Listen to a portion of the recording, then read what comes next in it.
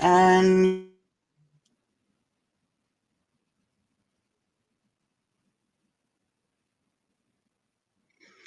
good night. Hello, everyone. We're very happy to be here tonight to celebrate the publication of Maximize Your Metabolism. I'm very pleased to introduce Dr. Noel Maclaren and his wife, Sunita Maclaren. Dr. Noel Maclaren is an award-winning pioneer of endocrinology and metabolism who practices in New York City and serves on the Sparks and Honey Advisory Board. He is a professor of pediatrics at the Weill Cornell School of Medicine and Cornell University and the co-founder of Medicura. In his practice, Dr. Maclaren specializes in internal medicine, endocrinology, and metabolism in adults, children, and pregnant women. Dr. Maclaren has been listed multiple times on the annual Best Doctors in America at Harvard University, and his pioneering research has been published in the foremost scientific journals. Sunita Maclaren is a medical anthropology practitioner and the co-founder and CEO of Medicura's Metabolism Innovation Lab. She has studied the relationship between culture, social health, behavior, and beliefs about the metabolism in more than 30 countries. Prior to building Medicura with Dr. Maclaren, Sunita was founder of WorldWise, a cultural advisory firm known for its tailored, local knowledge-based solutions for the global challenges faced by international judicial forums, governmental agencies, and nonprofits. Her expertise in representing the values and priorities of local communities, including in West Africa, the Russian Far East, and Southeast Asia, has been sought by the world's leading corporations. Most importantly tonight, they are the authors of Maximize Your Metabolism. And Dr. Maclaren also happens to be my doctor. And Dr. Maclaren and Sunita are also my very good friends. And I'm thrilled to tell you a little bit about my relationship with them and my journey at their clinic. I first visited Dr. Maclaren probably 5 years ago after having broken a bone in my foot, strangely. And the doctor sent me for a bone scan and to visit an endocrinologist. And I really didn't understand why I needed to visit an endocrinologist, but at the time I weighed close to 280 pounds. I'd had 2 children, I was newly 40, and I had struggled with my weight my entire life. Dr. Maclaren had me take blood tests. He spoke to me about why my long journey with my weight. I had been an athlete ever since I was 12 years old. But when I hit puberty, my whole body changed. What I learned through working with Dr. Maclaren was that it wasn't my fault, that there were genetic reasons why my body was the way it was. And it made me feel empowered that I could finally do something about it. Working with the Medicura clinic with Sunita and her staff and with Dr. Maclaren through medicine, through changing my eating habits, through changing my sleep habits, I really can say truly it's changed my life. I've lost more than 60 pounds. I've kept it off now for more than 2 years. I feel more rested. I feel like I have more energy, and I've been able to model a real life change for my daughter who has the same genetic markers as I do. And I'm really thrilled that they've been able to publish this book to share their knowledge, because I've never met a doctor who so thoroughly explains exactly why your body is doing what it's doing and who asks really tough questions. I know that when I'm going to visit Dr. Maclaren, I'm going to be held accountable for the choices that I've made, but in a kind and loving way that will educate me. So I hope that tonight we can talk through what their book is and what it means and how it can help all of you. So welcome. Thank you. And I wanted to dive right in to the questions that we created. And I do want to say to everyone listening, please support your local independent, support Barbara's. You get 10% off if you buy the book from Barbara's tonight using the code EVENT. And please do order the book. It has so much great information. I do think out of the gate, we should just ask a really basic question, which is that metabolism is something that people don't really understand. To the average person, it's just how we process food, and it's something we're stuck with for our whole life. But it's connected to physical well-being, emotional well-being, and cognitive well-being. How do you define metabolism for those coming into the book with no knowledge? Thanks for the kind words. You're welcome. Metabolism is really about energy management by the body, how to produce it, how to store it, and how to regulate it. So we've discussed this in what we call the metabolic matrix. These are levels of which the body can be involved in regulation of metabolic processes. Now, a key to one of the hormonal keys to metabolism is insulin. Insulin levels go up in the fed state, and then as they decline, you begin to move metabolism into the fasted state. So insulin's a key hormone. Now, it turns out that 1 in 4 adults in America, according to the National Institutes of Health, have inherited a body that insulin's not working very well. And those people have a litany of problems later on. You've heard about some of them already. But to be topical, people who are very insulin resistant, especially if they've not done as well as Carrie has and have a lot of visceral fat, are very prone to get seriously ill with COVID infection, for example. And I would say the non-medical interpretation of your metabolism for the layperson is one way to think about it is that it's your body's technology platform. And internally, it responds to your genes, your DNA, but externally, it's constantly picking up signals from your environment, and which makes it respond much quicker than the genetic blueprint you have. And so that is why the metabolism has a profound role in your mental well-being, in your emotional health, and your physical well-being. You know, we could see from the huge range of symptoms that people with COVID have had, from psychosis to blood clots, depression, or the people most affected are the people with the most compromised metabolism. That's really interesting. And the thing that I find most empowering about your work is that you can change your body and your metabolism and the way and your health. People so often say, oh, I just have a bad metabolism and that's it. And they can never change it. But that's actually completely not true.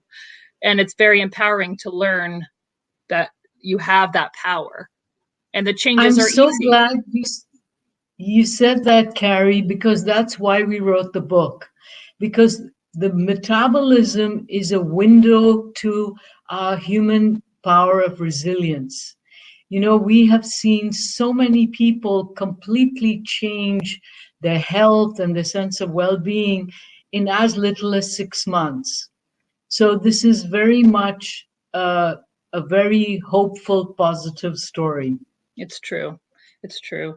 I wanted to ask about the term prediabetes versus insulin resistance, because as you say, 1 in 4 people have insulin resistance, but it's not a term that's used as readily in the world or in the medical lingua franca as prediabetes. Everybody knows prediabetes, but you never use that term and you don't use it in the book. Why is that? I don't. What the words mean is if you're pre-diabetic, you're on the road to develop diabetes. And the whole point of the book is we'd like you not to develop diabetes. So pre-diabetes is a term we tend to do without. To be at risk for diabetes, well, that's another matter. And people who are you can't get type 2 diabetes unless you're inherently insulin resistant. But of all the people who are insulin resistant, diabetes doesn't affect 1 in 4 adults. It's less than that. So a lot of people are modifying lifestyle sufficiently to prevent them going on to develop diabetes.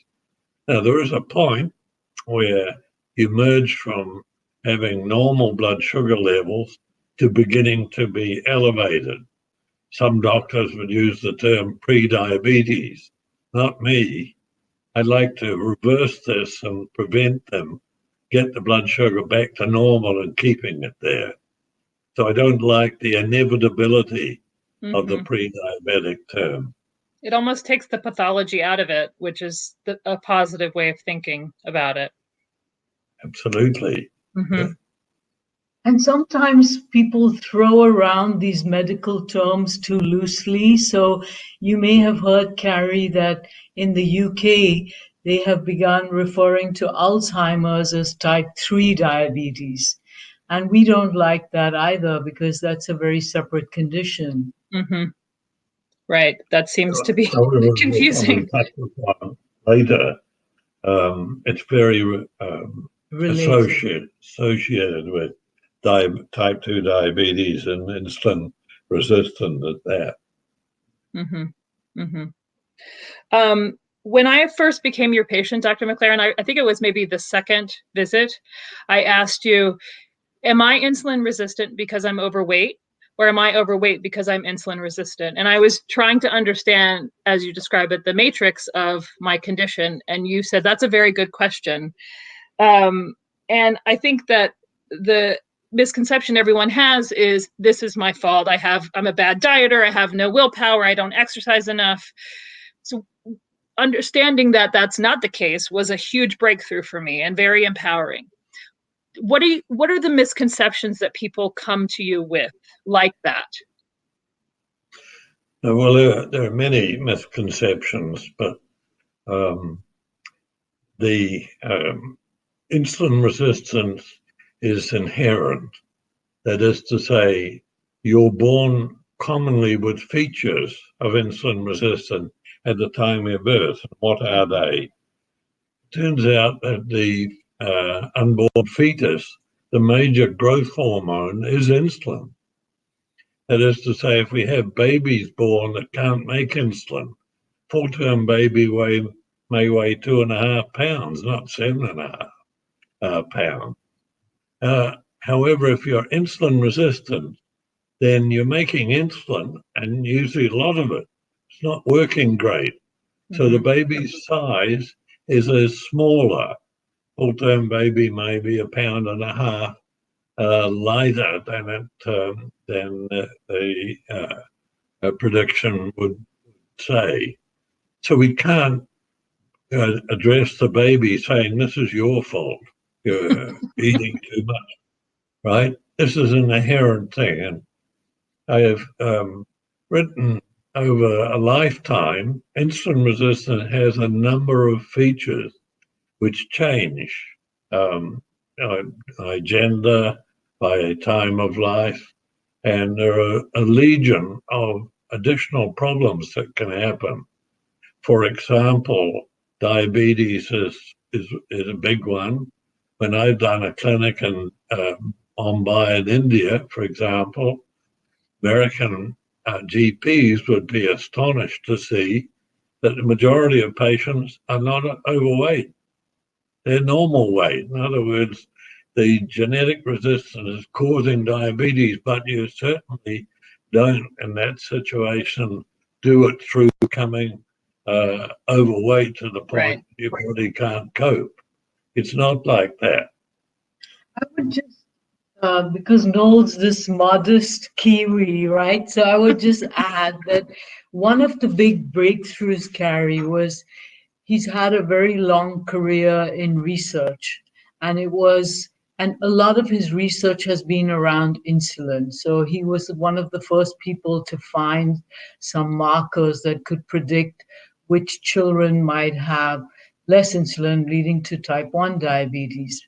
But he was able to identify some biomarkers that could predict whether you or your daughter or I have have inherited that from our families.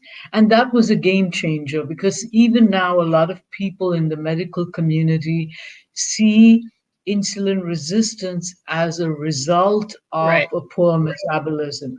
And we see it as a cause. And another very common misconception is, like you were saying, the idea that you gain weight because you have a slow metabolism. Well, actually, larger people have a faster metabolism because their body has to carry more weight. But what we know is once you start to lose weight, your basal metabolic rate slows down, and then you have to exercise. So there's a lot of misconceptions that people have, but in a sense, what we wanted to do with the book was sort of open this black box of the metabolism and give people some user-friendly tools For so sure. that they could be in charge. It didn't have to be a physician. We wanted to put them in charge.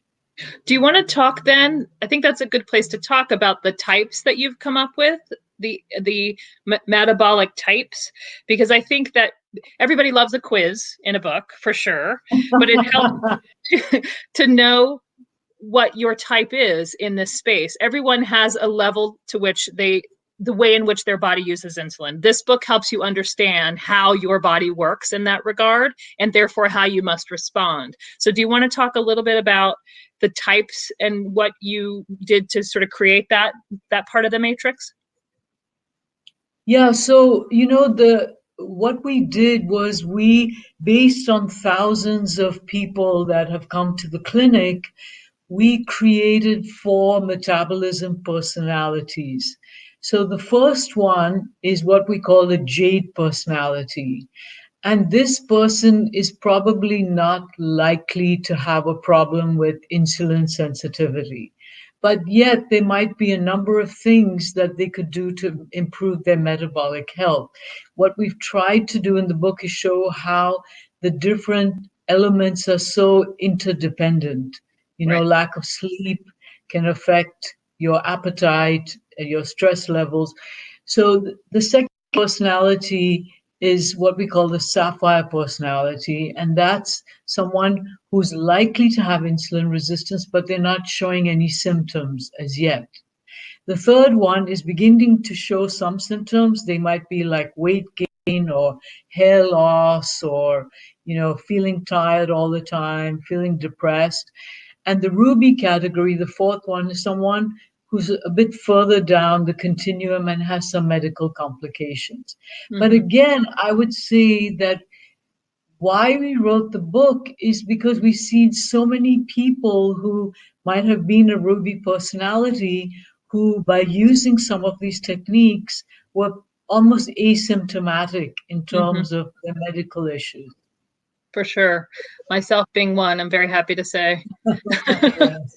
I wanted to ask also, I didn't put this question in the list, but the idea of the connection between puberty and insulin resistance, because that's something that we've talked about a lot. And I think as parents, there are probably many parents on listening, it is something to pay attention to with your children, because I saw it with my own daughter. I saw it in my own body. As puberty came, a very active athlete's body changed, and there was no explanation. So can you talk a little bit about why that happens, or does it happen especially with girls? I'm just curious. So initially, as I say, most of the children born who are going to become insulin resistant are not normal weight. They're Right. small for gestational period, and some are actually heavy, but I won't explain that for the moment. So puberty involves 2 sets of organs. One is the adrenal gland, which goes into action at about 6 years of age and produces hair under the arms and occasional pimples. And the second is where the gonad, testes or ovary, goes into true puberty. Now, in these 2 issues, one is adrenal puberty occurs early. And this is something the pediatricians see all the time. And this is an early sign of insulin resistance, because as these kids are followed, we can see all the features that we know full well because they're insulin resistant. And then quite commonly, true puberty is associated with a shift to full insulin resistance. And once that shift's occurred, you're stuck with it. We don't know any way to get rid of it later in life. Now, someone who's been very good at athletics, been very serious about being competitively exercising, for example, may not have this stage until later on. So it can come later on in life and shift the time frame a bit. But it's a very interesting subject. And most pediatricians, it's hard to have a conversation with a parent saying, oh, well, your little girl who's producing underarm hair, this isn't an endocrine disorder in the way you think. This, you need to modify the diet of this little girl because she's going to get heavy later. Mm-hmm. I would just like to say, from the patients that we see, Carrie, it's particularly poignant because puberty is such a sensitive time. When you're getting your sense of yourself, and the fact that this appears and suddenly you're gaining weight or you're breaking out and you can't understand.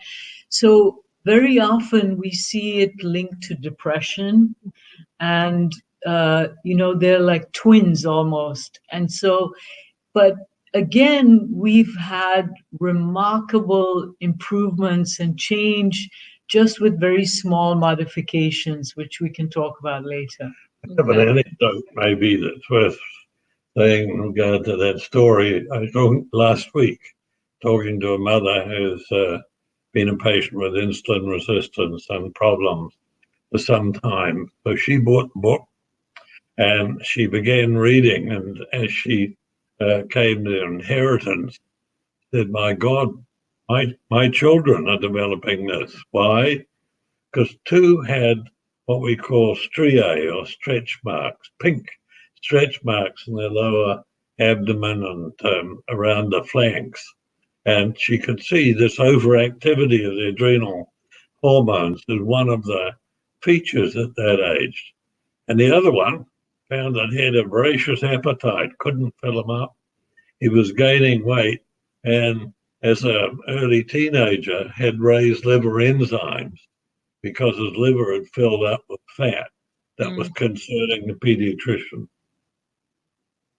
I mean, knowledge is always power. And I feel that many pediatricians will just say, you need to monitor what your kid's eating and get them to exercise more. And it's a very simplistic view and not always terribly helpful, especially with an emotional tween girl. So it's very empowering to be able to teach them actually how their body works.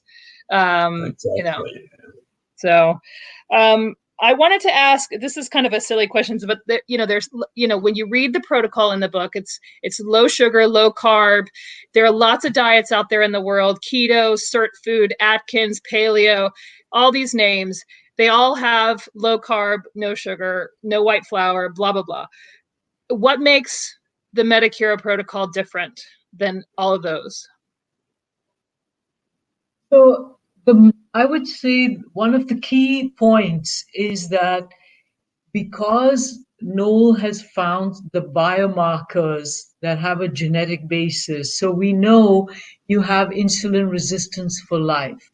So we're not offering an empty promise that if you do this for 30 days, you'll be transformed. We want people to follow this kind of way of eating for life. And what we find in our clinic is that when people, either they're traveling or they're visiting and they fall off a bit their regimen, they begin to immediately notice it. They begin to feel tired, they can't concentrate. So the first thing is that it's very much a way of living. And it's very much, it's Earth Day tomorrow. And so it's a way of being that is from the natural world. So most of the foods that we recommend are not processed foods. And again, I would say that because our goal is to teach people to eat a certain way over a lifetime, it's not the end of the world if you have a bad day or a bad weekend. You can jump right back on and get to where you were. Um, Another thing is a lot of data has shown, and we've seen in our clinic, that there is a lot of confusion in consumers' minds about what is good food and bad food. For example, beets were considered a superfood. Now we know they're full of sugar. Mm. So we have very, very clear lists of these are very good foods for you, and this is why, because they stimulate your microbiomes or they help with your cognition. But these are foods that you should generally avoid. Now, there is this idea of precision nutrition, which is how everyone processes food differently. So, how do you address my needs? Right. And we'll talk about the cultural component later. But one of the things we tried to do here, Carrie, is also give people the ability to adapt the program based on where they are at that point in their lives. So it's not rigid. Right. I will say, sorry, Noel, just for my own self, as someone who has a job that before COVID required a lot of travel, a lot of entertainment, a lot of, eating on the fly, and just it allowed me to find ways to eat that were realistic. And I never, ever, I had done Weight Watchers, I had done all these things, and it felt so almost like a job, right? And this is simply just a choice. And when I don't, as you said, when I don't eat according to the program, I don't feel well. And your body just turns the switch on and says, you don't like that anymore. So it feels very livable. It's not this, must track every calorie, must have the points, must, deduct. It just is a realistic way of eating actual real food and not packaged things, which I very much appreciate, because it's everything you're just going to the green market to buy or to the regular grocery store. So yeah. Yeah, and we like real food in that sense, and really dislike a lot of highly processed food that keeps a long time, but is really made from stuff that's not fit for human consumption, I always think. Another point here, Carrie, which is that we depart from the whole idea of counting calories. Because, as an example, if you look at the calories in instant oatmeal and steel cut oatmeal, they're very similar. However, the way they react in the body, the biochemical response is entirely different. So you're much more likely to gain weight with instant oatmeal than you are with steel cut. So our emphasis is much more to understand how your body is going to react to that food rather than limiting portions and, and the other final point I want to make is we're more about substitution than elimination. So we're not going to say, don't ever have anything sweet. What we might say is try monk fruit powder, or if you feel like having pancakes, have it with buckwheat flour. Or so it's all about substitution to make it as close to the person's favorite food and diet. I mean, it's actually shocking when you read what's in food that you buy and you dive into the labels, just how sneaky the ingredients really are. The Dreamfields pasta that is supposed to be better for you that actually is just exactly the same as what else is out there. So Dreamfields actually mislabeled their food, and this was part of a suit, I understand. Not that I had anything to do with it, but need to read labels, and I think food manufacturers need to provide more information. The calories in food don't help very much. We want to know, do they have simple carbohydrates and how much? Exactly. Let me talk about the notion of insulin resistance as a survival tool, which you speak about in the book, and now it's become a liability. And I know that's probably because it's a liability beyond weight gain. there's more that insulin resistance is affecting than just our weight. So it's our creativity, our sleep, our ability to concentrate, our mental cognition. I think yesterday you said it was the second pandemic, Sunita. Do you want to talk a little bit about how pervasive and powerful this is as an issue, or both of you? Sunita or Noel, do you want to go first? Yeah. Yeah, this is probably the greatest healthcare crisis of our time. And human race eventually may not survive it unless we begin to adapt in a better way. Now, we're equipped with this great big brain, which is an incredible organ, but it uses a lot of energy. So the body needs to have adapted to keep feeding energy to the brain because the brain doesn't store energy. So it needs to be constantly fed glucose in the fed state or breakdown for fatty acids called ketone in the long fasted state. But these are the only two substrates the brain can use for energy, and it can't store it.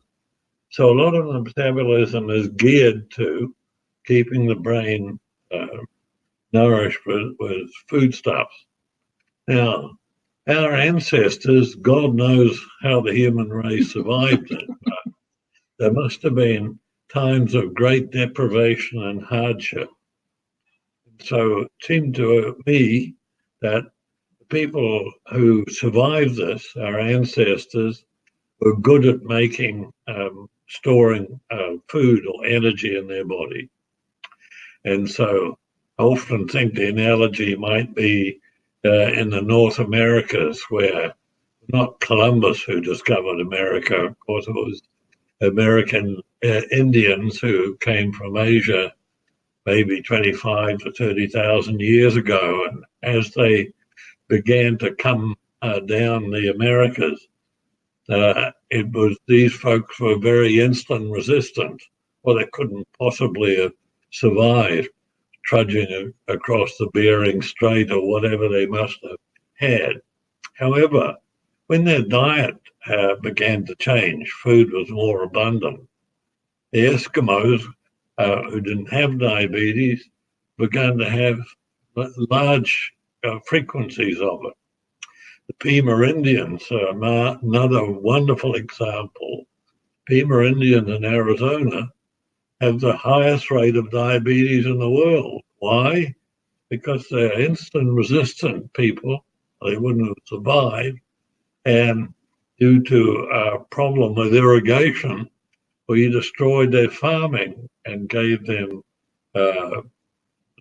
carbohydrate-rich food. So we're still living in that legacy of insulin resistance, which is not a survival gene anymore, but the adverse one. The big, as we were writing the book, Carrie, and we were looking at the latest research, one of the most shocking things was the extent to which high levels of insulin are being associated with everything from autism, bipolar disorder, depression, dementia, Alzheimer's.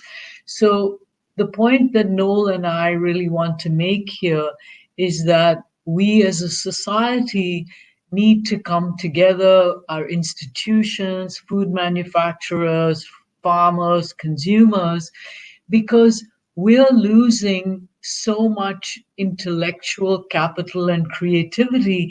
We just had an item appear in the Times of London about how overweight children now who are tested have poorer memories. So it's much more than a story about why people shouldn't be overweight. It's the cognitive capital that we are losing in the world. And so if we can identify these children early in life, which we can now with some biomarkers, and start them on a path to optimizing their cognition and avoiding chronic disease, that's the cost savings just on chronic disease are enormous. It's interesting. Go ahead. Our children will not live as long as we do. So there's no world war to account for that. Longevity is declining. And something I don't have time to fully talk about, the genetic or inherited influences is gaining.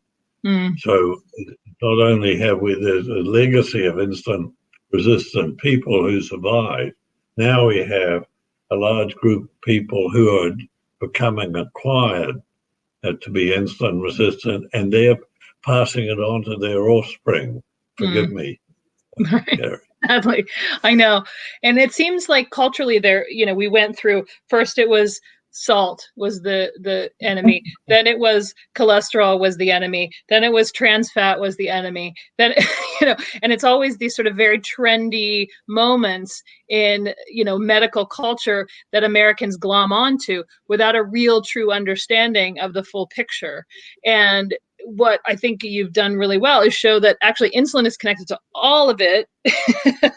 And it's the underpinning of our entire biological system in a way, our mental health, how we feel about emotionally, how our body uses food, how our biome works.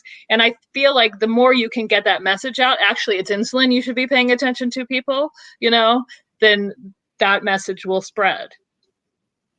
You're exactly right that insulin is present in every cell, and how it acts in the cell is different, and what has happened now, Carrie, is that it has become normalized for people to have 6 to 10 times the level of insulin. It becomes normalized in their body, and they're more.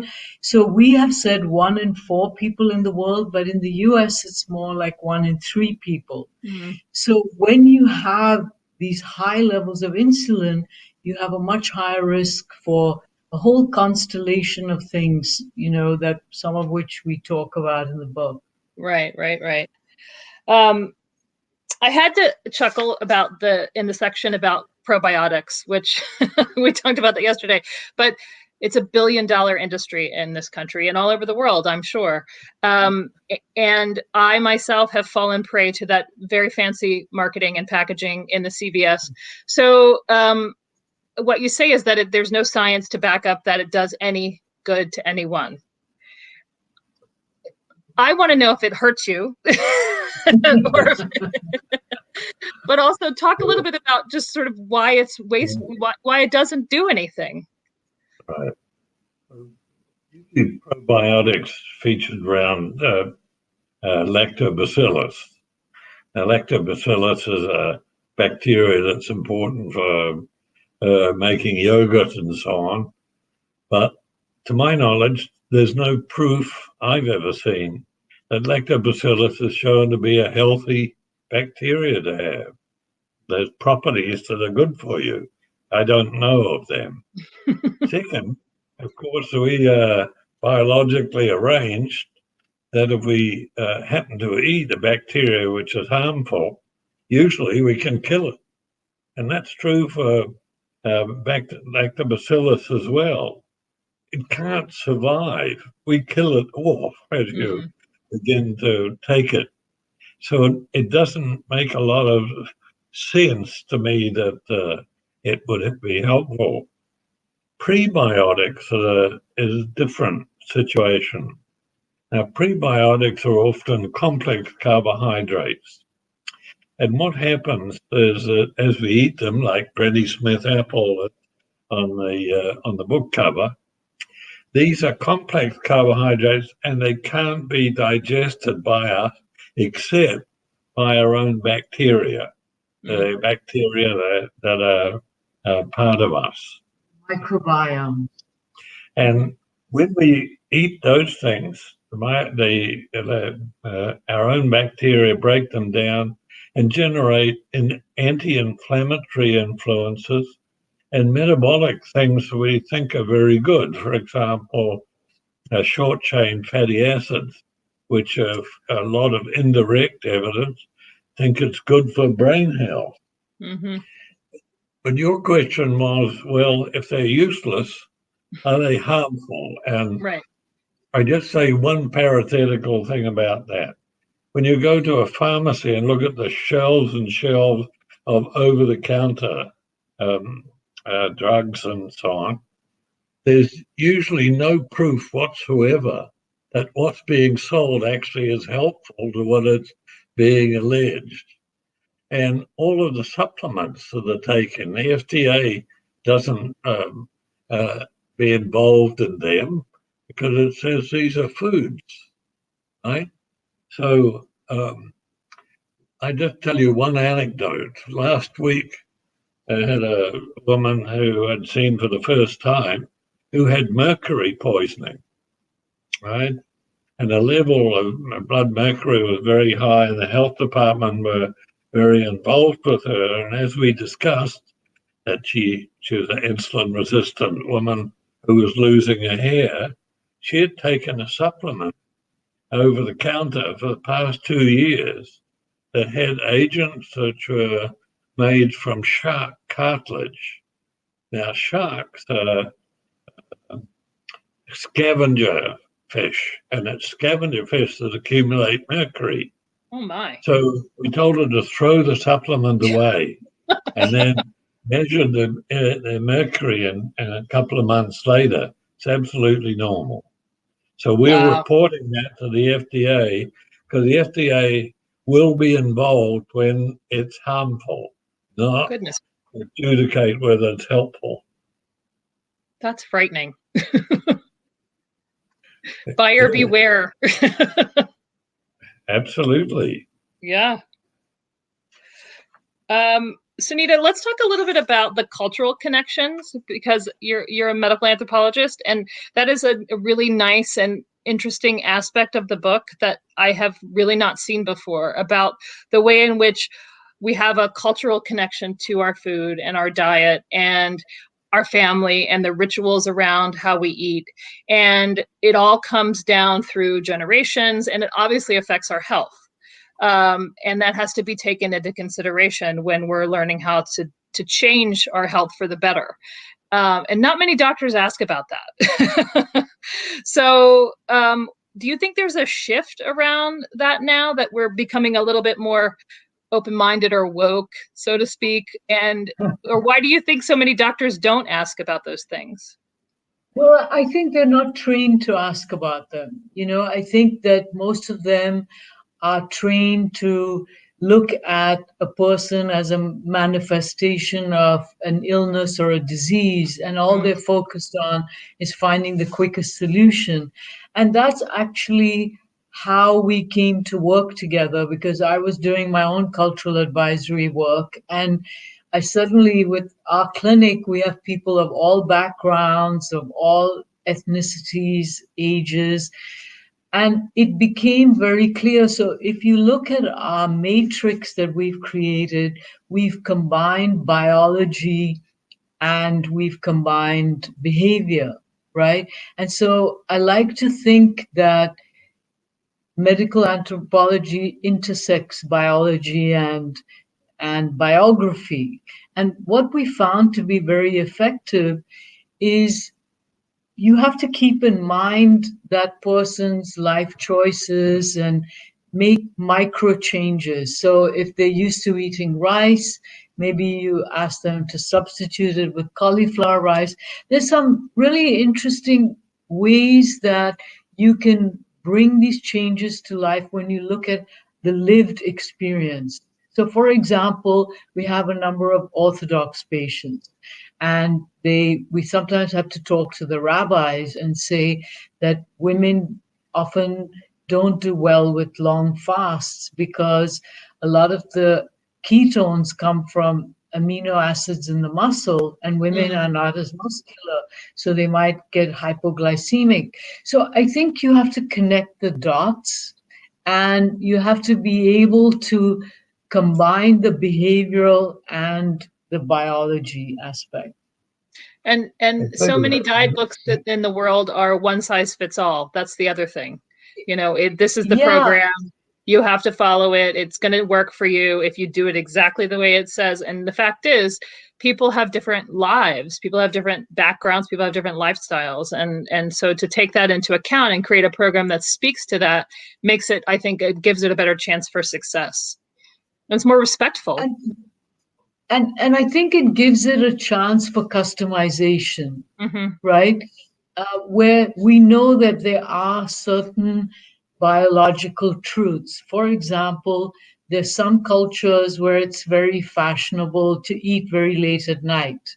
Now, we know that the hormone testosterone is secreted during your sleep. And so in a place like India, where I'm from, we see a lot of girls with hormonal issues like polycystic ovarian syndrome. And I'm not saying it's because they sleep late, but it's amplified by the diet, by the lifestyle patterns.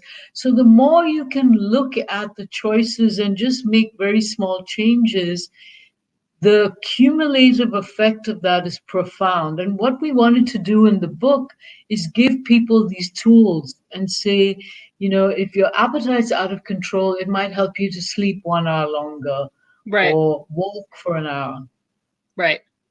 So not everybody will have the chance to go to your office and sit and hear your wisdom. And stand on the scale and go like this. But also, more importantly, to be so thrilled. Obviously went, wow, every time you stood on the scale. But more importantly, to see your blood work come back normal after so many years of it not being. But it's a real gift to have you as a doctor, and it's a gift to have the book. And for those who don't get the chance to come and see you, I wondered, with the book, what's the one thing, sleep more, don't overdrink the water. What is the one thing you want someone to do tomorrow to begin this journey? Besides buy the book, which they will do at Barbara's for 10% off. As you know, Sunita made the decision to write the book for this very reason. Yeah. So we wanted to make it accessible to the general public. And one of the reasons for this is that we medical doctors are not a solution to these kinds of problems. Medical doctors are wonderful dealing with your heart attack and putting a stent in your coronary artery, but we're not much good at dealing with disordered metabolism over a lifetime, or even know what diseases these things or problems these things are occurring. So the one thing we want people to do who can't come to the clinic is we want them to do the assessment in the book, because that will tell them a lot about their metabolism. They will have pointers about the kinds of food they should have and the ones they should avoid, the kind of exercise. That's something that will set them on the journey to knowing about their bodies and their health. Yes, knowledge is power. Details about what individuals need to attend to, and in the back of the book, even that being on a diet is not necessarily that onerous. You can eat very tasty, pleasant food that is satisfactory for our purpose, which is in the back of the book is recipes.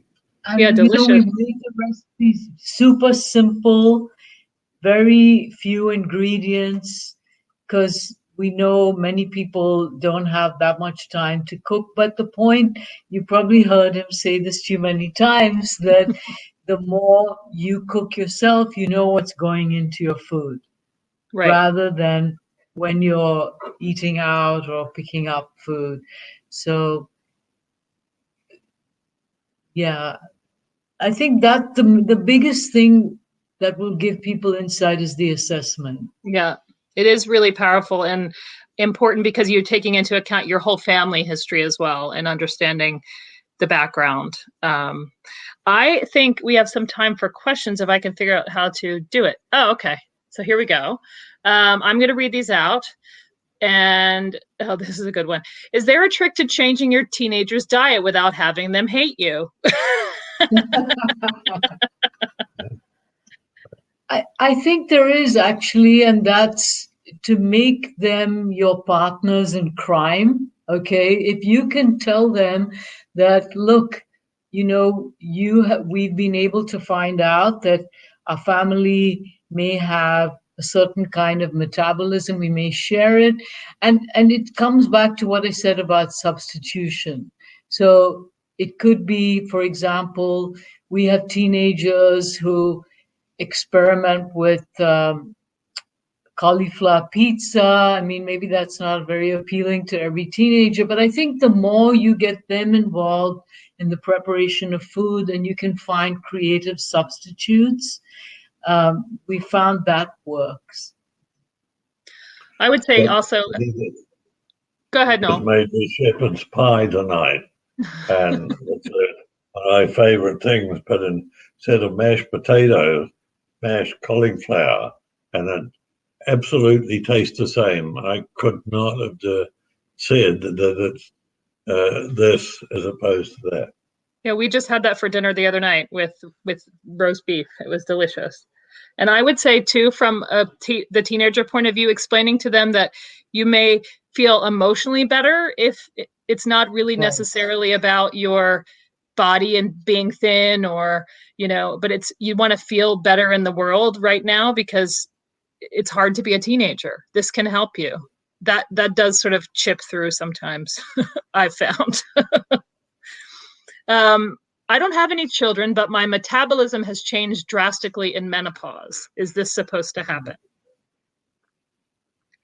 Yeah, so I'm afraid menopause is a cathartic event. Esquire magazine asked me once would I talk about menopause in men, and of course men don't have that, and women fail to make estrogen, and it is an abrupt cathartic event. And when the estrogen levels go down, it's very easy to gain weight. And one of the hormones actually is that's secreted at this time in excess helps with weight gain as well. Mm-hmm. Sometimes insulin-resistant women do this a little bit earlier than other women do. And insulin-resistant women feel too hot very often. So we have a sort of a medical conflict. Is this menopause or is it insulin resistant, or both of them? Does menopause tend to start earlier for insulin resistant women or no? Yes, it often does, yes. Mm. But we've had women who had early menopause, by the way, who are insulin resistant. And I've been astonished because some of these ladies who've done this very faithfully have one woman after a 10-year interval of no menstrual period began to menstruate. And that's really remarkable. I remember an office twirling around to show me, and they said, what am I meant to look at? I was celebrating. Let me see if there are any questions. Are there any more questions, guys? Let me see. Was there anything else you guys want to add before we wrap it up? Or anything that we didn't cover? One of the things you'd asked about, what misconceptions do people come to see us with? And really, that's a very good question. For a long time, we thought that if you put on too much weight, fat on your body, must be because you ate too much fat. Mm-hmm. And it took a long time, and we'll give Dr. Atkins some of the credit for that. It isn't so. It's carbohydrates that are the principal way to put on weight. Second, if its lack of exercise is the major reason why we gain weight excessively. Well, it turns out that's not true at all. And we've had some very wonderful studies done on Amazonian children a few months ago to show that the difference between same genetic group of people who are urbanized and heavy versus rural and not. It's not exercise, it's food. Mm-hmm. Eating badly. So that's another misconception. And I think if we spoke about this one, that a lot of people said, well, I got a slow metabolism. That's why I'm gaining weight. She can eat what he likes, but me, I burn energy so slowly. Well, it's not true. Obese people who are too heavy, have a higher metabolic rate, resting energy potential, not a low. But however, when somebody as wonderful as you has lost significant weight, your resting energy potential decline.